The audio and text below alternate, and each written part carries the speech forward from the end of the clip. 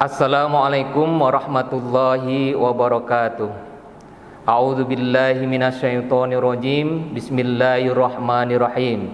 Ya ayyuhalladzina amanu hal adudukum ala tijaratin tunjikum min adzabin alim. Tu'minuna billahi wa rasulih wa tujahiduna fi sabilillah bi amwalikum wa anfusikum dzalikum khairul lakum in kuntum ta'lamun. Shadaqallahul azim. Bersyukur kita kepada Allah Subhanahu wa taala atas segala limpahan rahmat dan taufik hidayahnya. Pada saat ini banyak sekali nikmat-nikmat yang dicurahkan kepada kita semua. Nikmat yang tidak dapat kita hitung. Hal ini dijelaskan oleh Allah Subhanahu wa taala dalam firman-Nya. Bismillahirrahmanirrahim. Wa id uju nikmatallahi la tahsuha. Seandainya kamu ingin menghitung-hitung nikmat Allah, niscaya kamu tidak dapat untuk menghitungnya. Perumpamaan ini diibaratkan seandainya lautan yang ada di dunia ini sebagai tintanya dan ranting-ranting pepohonan sebagai penanya, maka tidak akan sanggup untuk menghitung-hitung nikmat Allah. Mudah-mudahan dengan ini senantiasa kita pandai untuk bersyukur pada Allah Subhanahu wa taala. Salawat dan salam mari kita aturkan keharibaan junjungan Nabi besar Muhammad Rasulullah sallallahu alaihi wasallam yang selalu istiqomah dalam menjalankan sunnah-sunnahnya. Hadirin yang dirahmati Allah, ada istilah mengatakan hidup adalah perjuangan. Perjuangan pasti memerlukan pengorbanan. Kalau mau hidup maka berjuang dan berkorbanlah. Kalau tidak mau berjuang dan berkorban maka berhentilah dari hidup. Bahwa tujuan hidup kita adalah sebagai untuk mengabdi kepada Allah Subhanahu wa taala. Wa ma khalaqtul jinna illa liya'budun. Kemudian bahwa dunia ini adalah sifatnya sementara. Yang kekal adalah kehidupan di akhirat. Wal akhiratu khairu wa abqa. Kita lihat harta yang ada selama ini adalah merupakan titipan dari Allah Subhanahu wa taala. Anak istri merupakan titipan dari Allah Subhanahu wa taala. Pangkat dan juga jabatan merupakan titipan dari Allah Subhanahu wa taala.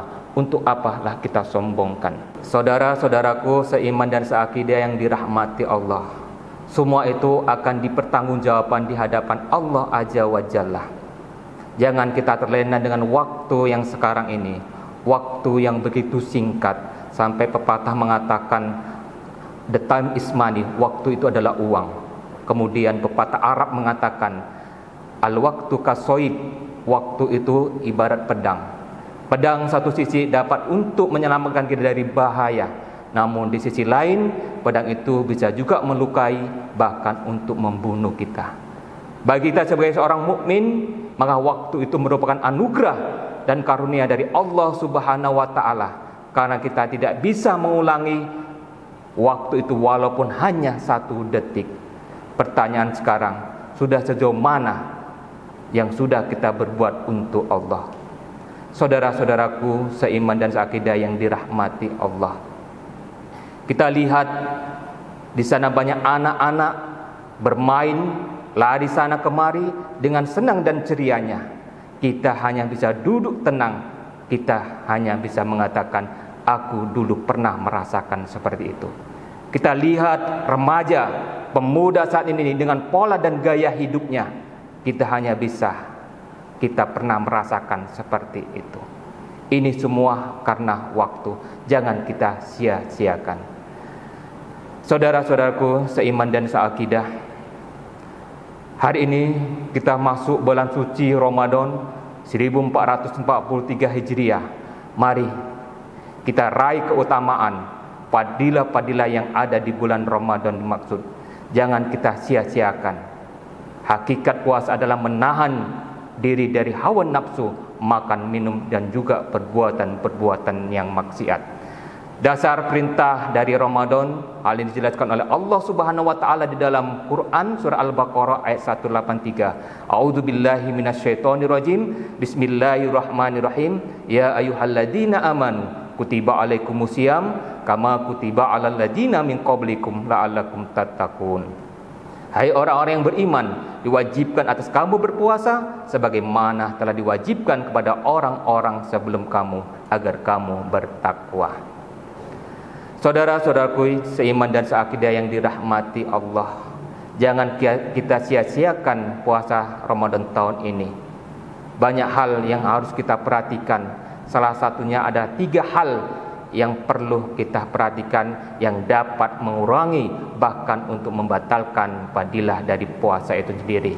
Yang pertama adalah berpuasa. Orang yang berpuasa namun masih tetap melakukan hal-hal yang maksiat. Maksiat di sini yang dimaksud diantaranya adalah berdusta atau berbohong. Di kalangan masyarakat banyak sekali karena kesalahan yang sedikit dia dengan mudahnya untuk berdusta atau berbohong. Yang kedua adalah ghibah, yaitu menceritakan aib saudaranya. Dan yang tiga adalah namimah, yaitu mengadu domba. Yang keempat adalah sumpah palsu. Dan yang kelima adalah memandang aurat lawan jenis dengan syahwat. Kita lihat sekarang dengan perkembangan teknologi, kita tidak perlu pergi ke pantai-pantai untuk melihat aurat lawan jenis kita.